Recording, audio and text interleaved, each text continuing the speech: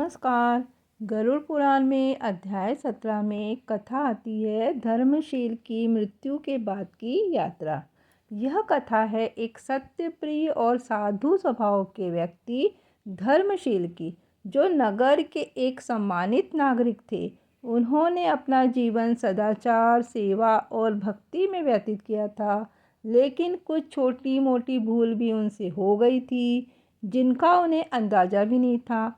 तो जब धर्मशील की मृत्यु हुई, तब शुरू होती है आत्मा की वह रहस्यमयी यात्रा, जिसका वर्णन गरुड़ पुराण के अध्याय 17 में विस्तार से किया गया है। यह कथा उसी ज्ञान को कहानी के रूप में हमारे सामने प्रस्तुत करती है। श्रावण मास की अमावस्या थी। आकाश में काले बादल छाए हुए थे। नगर के कोने में धर्मशील अपनी अंतिम सांसें ले रहे थे। उनके चारों ओर उनका पुत्र सोमेश, पत्नी जानकी और कुछ संबंधी उपस्थित थे। ब्राह्मण श्री वाचस्पति मंत्रोच्चार कर रहे थे।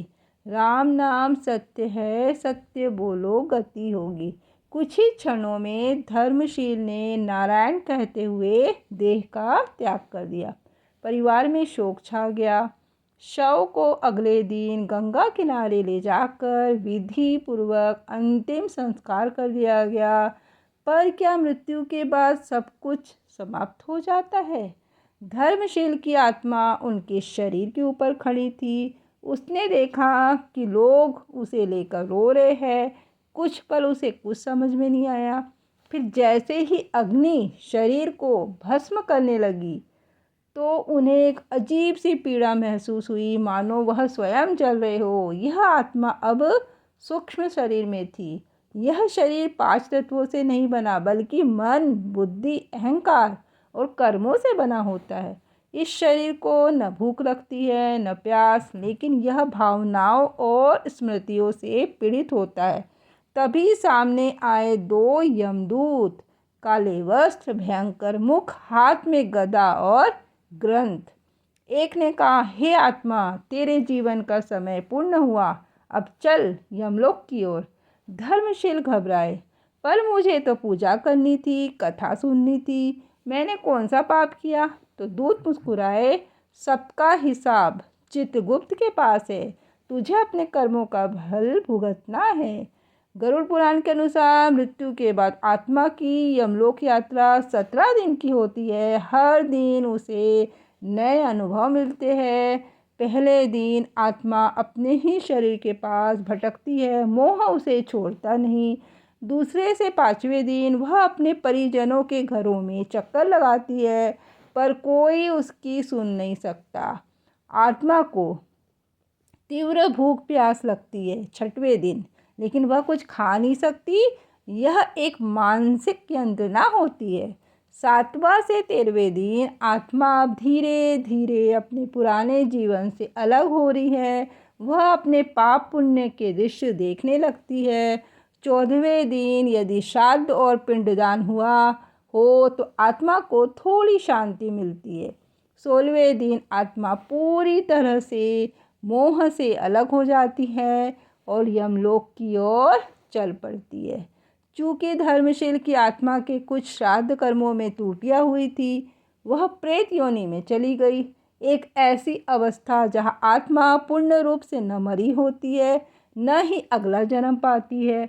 वह वहाँ अकेली थी, डर, ग्लानि और पीड़ा में डूबी हुई। हे भगवान, मैंने कुछ गलत नहीं किया, फिर ये कष्ट क्यों? धर्मशील की आत्मा बोलती है। अचानक उसी क्षण ब्राह्मण श्री वाचस्पति ने पिंडदान और तर्पण का आयोजन पुनः पूरी श्रद्धा से करवाया। तो उस कर्म के प्रभाव से एक दिव्य प्रकाश प्रकट हुआ और धर्मशील की आत्मा को मार्ग दिखा। 17वें दिन धर्मशील की आत्मा यमलोक के द्वार पर पहुंची। वहाँ विशाल गगनचुंबी महल, न्यायालय, चित्रगुप्त की लेखनी और यमराज का सिंहासन था। चित्रगुप्त ने कहा, हे धर्मशील, जीवन में तुमने धर्म का पालन किया, परंतु 3 पाप तुझसे हो गए। एक ब्राह्मण का अनादर, और दूसरा गौ को एक बार मारा, तीसरा एक गरीब याचक को अपमानित किया। तो धर्मशील ने सिर झुका लिया। यमराज बोले, तेरे पुण्य भी भारी है, दान, व्रत, सेवा, सच्चाई, अतः तू नरक में नहीं जाएगा, पर एक बार पाप कुंड का दर्शन करना होगा ताकि अगला जन्म और भी शुभ हो। यमराज ने धर्मशील से कहा, तुम्हारे पुत्र सोमेश ने विधि पूर्वक श्राद्ध और पिंडदान किए हैं, इससे तुम्हारे पापों की आंशिक शुद्धि हो गई है। अब तुम 1 वर्ष तक यमपुरी में तप करोगे और फिर पुनर्जन्म लोगे। तो धर्मशील ने यमराज को प्रणाम किया और तपस्या हेतु एक शांत वन में भेजा गए, वो जहाँ वह आत्मज्ञान में लीन हो गए। धरती पर सोमेश ने अपने पिता की आत्मा की शांति के लिए नियम से ब्राह्मण भोजन, दान, कथा पाठ और गीता के श्लोकों का पाठ करवाया। श्री वाचस्पति ने सोमेश को गरुड़ पुराण का अध्याय 17 पढ़ाया और समझाया। हे वत्स, मृत्यु अंत नहीं, आत्मा सूक्ष्म शरीर में यात्रा करती है। श्राद्ध और पिंडदान से ही उसे गति मिलती है। सोमेश ने प्रतिवर्ष पितृपक्ष में श्राद्ध करने का संकल्प लिया और अपने कुल का रक्षक बन गया। 1 वर्ष के बाद धर्मशील ने तपस्या पूर्ण की। भगवान विष्णु जी के दूत स्वयं उसे लेने आए। वह एक दिव्य विमान में बैठकर स्वर्ग को प्रस्थान कर गया। उसने पीछे मुड़कर देखा तो न परिवार न नगर, केवल शांति और प्रकाश था। यह कथा केवल धर्मशील की नहीं, हम सभी की है।